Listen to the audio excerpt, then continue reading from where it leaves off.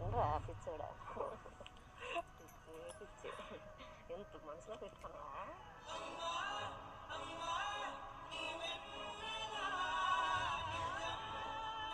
cup పట్టుకొని కంపల్సరిగా రావాలి రామేష్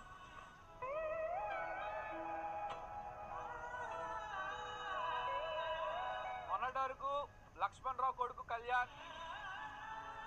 లక్ష్మి కొడుకు కళ్యాణ్ అనేవారు ఇప్పుడు కళ్యాణ్ మమ్మీ లక్ష్మి కళ్యాణ్ డాడీ లక్ష్మణ్ రావు